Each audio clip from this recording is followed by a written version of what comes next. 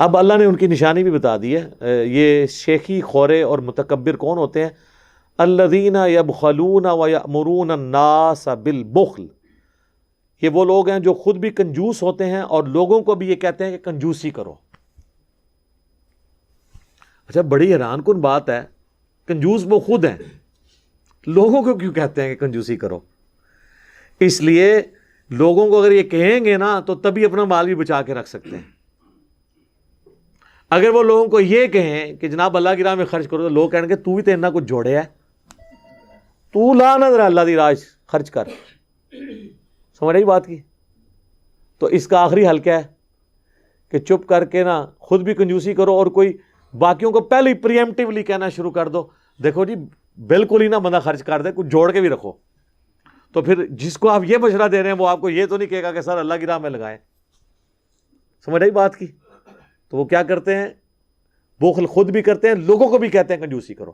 لیکن اس میں فضول خرچی نہیں ہونی چاہیے. یہ نہیں میں کہہ رہا کہ آپ لوگوں کو یہ مشورہ دیں کہ مرنے سے پہلے مدرسے کو سارا کچھ لکھ کے دے کے چلے جائیں، یہ نہیں میں کہہ رہا. لیکن کم از کم اب یہ ارب پتی لوگ ہیں، جب ہم ان کو کہتے ہیں زکوٰۃ دو، وہ کہتے ہیں جی ہم بغیر حساب کتاب کے اللہ کی راہ میں خرچ کرتے ہیں. کاروبار سارا حساب کتاب سے ہو رہا ہے، زکوٰۃ بغیر حساب کتاب کے. وہ کہتے ہیں جی اللہ سے کیا حساب کرنا. وہ بیسیکلی اپنے آپ کو دھوکہ دے رہے تھے، حساب کریں گے تو ان کی زکوٰۃ زیادہ نکلے گی، بغیر حساب کتاب کے تو مہینے میں 11ویں کرا دی بس ختم. حساب کریں گے تو پتہ چلے گا بھئی 1 لاکھ پہ 2,500 نکالنا تو آسان ہے، 1 کروڑ پہ 2.5 لاکھ نکالنا تھوڑا سا مشکل ہے، اور 1 ارب پہ 2.5 کروڑ نکالنا ہر سال. ہاں ہوں سمجھ لگی ہے. اور جن کے اربوں کے بزنس ہیں وہ کیا کریں گے؟ تو اس لیے پھر وہ حساب کرتے ہی نہیں. حساب کے بغیر کوئی نہیں. اللہ نے ہر چیز حساب کے ساتھ رکھی ہے. نمازیں بھی 5 ہیں اور ان کی رکھتے بھی فکس ہیں. یہ نہیں ہے کہ جو اللہ توفیق دے فجر دے پڑھ لو، نہ 2 ہی پڑھنے ہیں. 3 پڑھے تب بھی مردود، 1 پڑھا تب بھی مردود. زور کے 4 ہیں، 4 کو 8 پڑھے تب بھی مردود، 4 کو 2 کیا تب بھی مردود. اللہ ہے کہ اس سفر میں ہے تو وہ اللہ نے اجازت دی ہے. وَيَكْتُمُونَ مَا آتَاهُمُ اللَّهُ مِنْ فَضْلِهِ، اور وہ چھپاتے ہیں جو عطا فرمایا ہے انہیں اللہ نے اپنے فضل سے. چھپاتے کیا ہیں کہ مطلب وہ کہتے ہیں میں تو پلے کچھ ہے ہی نہیں جی.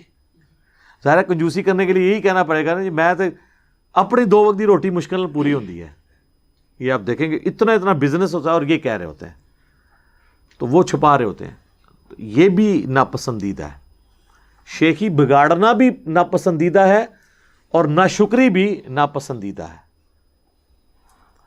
ابو داؤد میں حدیث ہے، مسند احمد میں بھی ہے، مشکات میں بھی آپ کو کتاب اللباس میں مل جائے گی کہ اللہ کے نبی علیہ السلام نے فرمایا کہ اللہ تعالیٰ جسے نعمتوں سے نوازتا ہے تو اس چیز کو وہ پسند فرماتا ہے کہ اس کی نعمتوں کا اثر اس بندے پہ دکھائی دے. اور ابو داؤد میں ایک اور حدیث ہے، مشکات میں بھی موجود ہے کہ نبی علیہ السلام کے پاس ایک شخص آیا جس کے بال بکھرے تھے. آپ نے فرمایا اسے کوئی چیز نہیں ملی کہ بال سیدھے کر لیتا. اور ایک اور شخص آیا جس کے کپڑے میلے تھے. آپ نے فرمایا اسے کوئی چیز نہیں ملی کپڑے اپنے درست کر لیتا. تو بالکل یہ گند ملان بھی رہنا ملانگ یہ کو پسندیدہ نہیں ہے. ہاں سادگی پسندیدہ ہے. وہ جامعہ ترمذی میں حدیث ہے، جس نے دنیا میں شہرت کا لباس چھوڑ کے سادہ لباس اختیار کیا اللہ تعالیٰ پبلکلی جنت کا حلہ اسے قیامت والے دن پہنائے گا. سادگی کی بہت ہے اہمیت. اور اس کا ایک سائملٹینیس کنٹراسٹ ہے. ابو داؤد میں حدیث ہے، جس نے دنیا میں شہرت کا لباس پہنا اللہ قیامت والے دن اسے ذلت کا لباس پہنائے گا.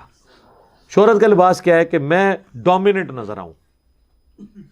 آپ ذرا یہ علماء کو آپ نے دیکھا ہے وہ جو اوپر گونے پہنی ہوتی ہیں اور اوپر جو گوٹے لگے ہوئے ہوتے ہیں، وہ یعنی باقاعدہ ڈومیننٹ ہونے کے لیے.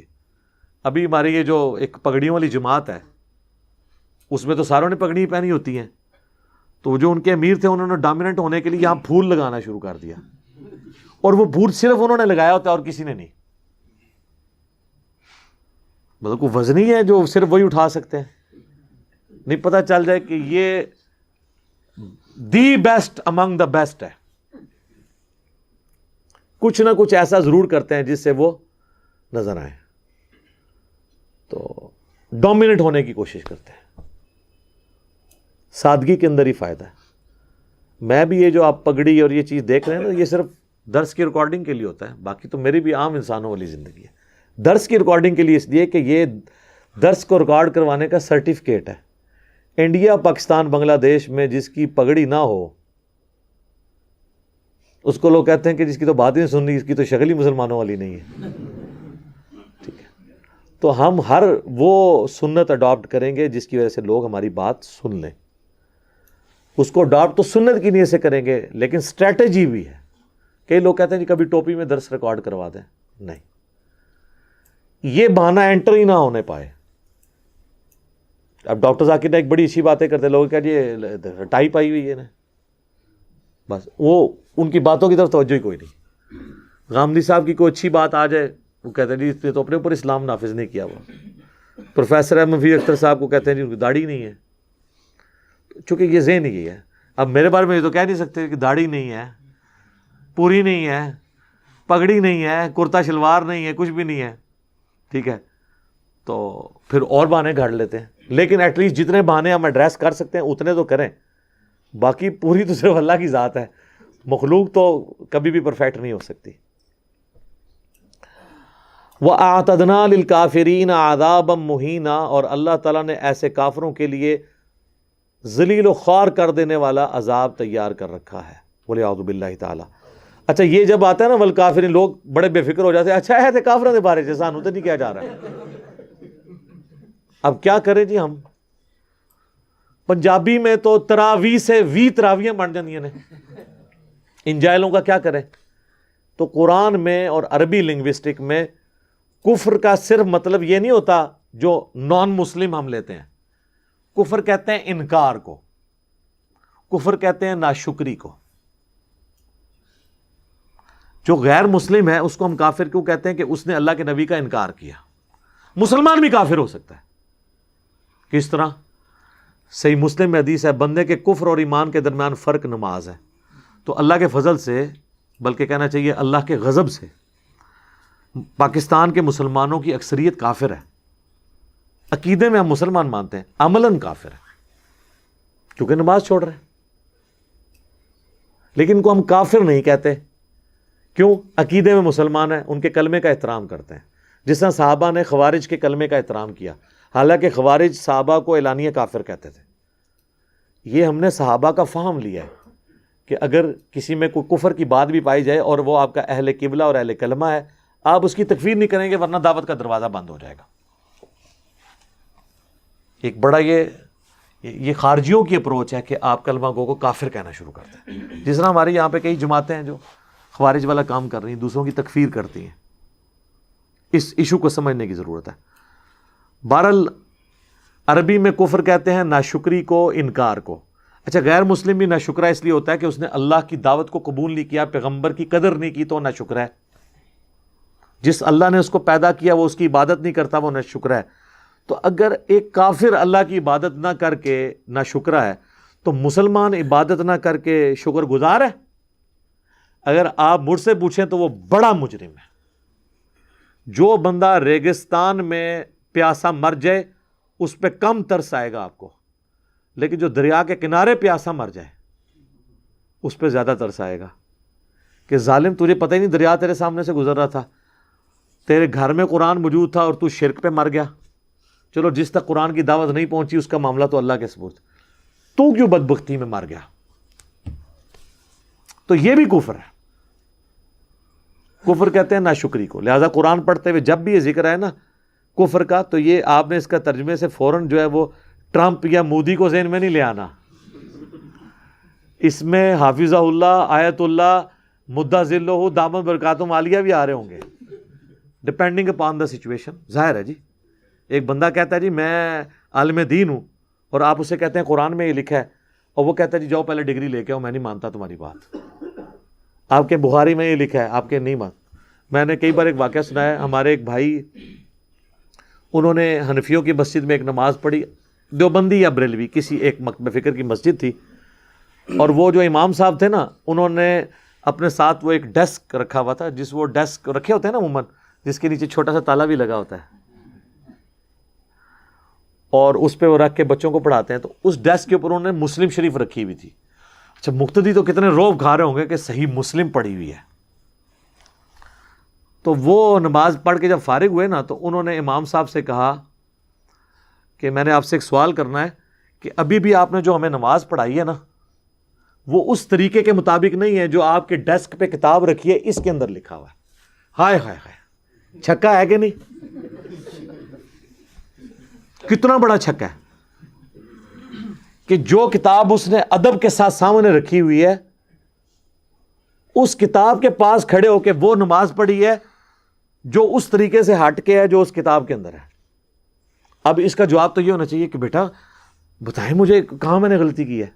اور ایڈے ہی سادے ہو تسی, وہ سر وہ فزکس اور میتھ دا پروفیسر ہوتا ہے جہاں کہتا بیٹا دسو غلطی کتنے ہوئی ہے میں ہنے توبہ کرنا, اور تمہیں اینڈ تے بولے گا تھینک یو, اے بولے گا پھینک دیو.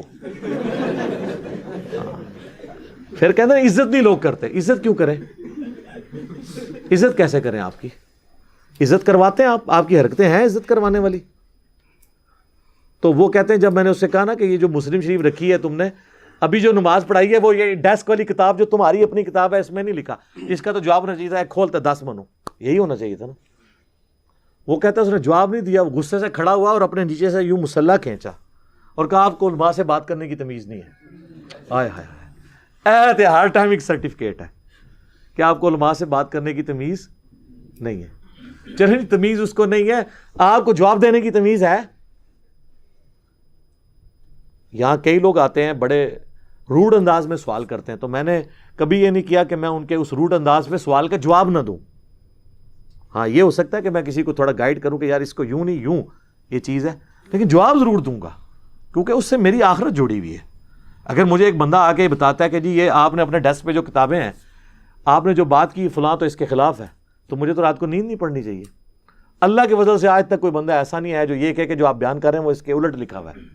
ان کو بھی پتہ ہے, ہمارے مخالفین کو بھی پتہ ہے کہ جو کچھ کہہ رہا ہے لکھا یہی ہوا ہے, بس بیان نہ کریا کرے. تھوڑا بزرگاں تے ہاتھ کھولا رکھو. بزرگ تے آن کے پائی گھیڑے, سیدھی جی گل ہے. جب توحید بیان ہوگی تو بزرگوں کی گستاخی آٹومیٹکلی ہو جائے گی. آٹا گننا ہلنا تے پوے گا. ہاں یہ آٹومیٹک, یہ چیزیں جڑی ہوئی ہیں اور یہ نیچرل ہے یہ چیز. اب دیکھیں اللہ نے توحید بیان کی ہے نا, تو سورہ المائدہ کی آیت نمبر 17 میں آیا ہے, اللہ تعالیٰ فرماتا ہے وہ لوگ کفر کر رہے ہیں جو عیسیٰ ابن مریم کو اللہ کلیم کر رہے ہیں, اور اللہ تعالیٰ فرما رہا ہے کہ کوئی اللہ کا کیا بگاڑ لے گا کہ اگر اللہ عیسیٰ ابن مریم کو, ان کی ماں کو اور جتنے زمین میں آباد ہیں ان سب کو موت دے دے, اللہ کا کوئی کیا بگاڑ سکتا ہے؟ تو مجھے بتائیں حضرت عیسیٰ کا کیا قصور تھا؟ عقیدہ بد عقیدگی تو عیسائیوں کی تھی, لیکن اللہ نے کہا بات میں کھول کے بیان کروں گا کہ عیسیٰ کو اگر میں موت دے سکتا ہوں تو وہ رب نہیں ہے, رب میں ہی ہوں. تو رب کو اپنی توحید بیان کرنے کے لیے عیسیٰ ابن مریم کا حوالہ بھی دینا پڑا, جو شاید آپ کی نظر میں گستاخی ہو. اور یہ ہمارے نبی علیہ السلام کے لیے بھی آیا, قل ارأیتم ان اہلکنی اللہ ومن معی, نبی تم فرما دو کہ بالفرض اگر اللہ مجھے ہلاک کر دے اور میرے ساتھیوں کو بھی ہلاک کر دے تو تم کس اکڑ میں ہو کہ اللہ تعالیٰ کے مقابلے میں تمہیں کون اللہ کے عذاب سے بچا سکتا ہے؟ کہ اگر ہم نافرمانی کریں تو ہمیں تو خود ڈر لگتا ہے. قل انی اخاف ان عصیت ربی عذاب یوم عظیم, یہ آیت 3 دفعہ آئی ہے سورۃ الانعام میں, سورہ زمر میں اور سورہ یونس میں. اے نبی تم فرماؤ کہ مجھے بھی اس بات کا ڈر ہے کہ اگر میں نے بھی اپنے رب کی نافرمانی کی, اور یہ سمجھانے کے لیے بالفرض, تو بڑے دن کا عذاب مجھے بھی آ پکڑے گا. آپ یہ بیان کر کے دیکھیں, یہ آپ کسی مفتی کسی عالم کے بارے میں نہیں کہہ سکتے کہ یہ جو مولوی تقریر کر رہا ہے نا اگر اس نے بھی اللہ کی نافرمانی کی نا تو اس کو بھی عذاب ہوگا. یہ کوئی بات ہی نہیں اپنے بارے میں کرنے دے گا. اتنے وہ کہتے ہیں یہ کس طرح کر سکتے ہیں, تے پہنچے انہیں تے لے کے جانا ہے نال سانو, تو نال لے کے جا رہے ہوں گے تو میں بھی پیچھے ہی تکا مار رہا ہوں گا, جنت ہی نہیں لے کے جا رہے ہوں گے. تو اللہ تعالیٰ ان کے شر سے بچائے.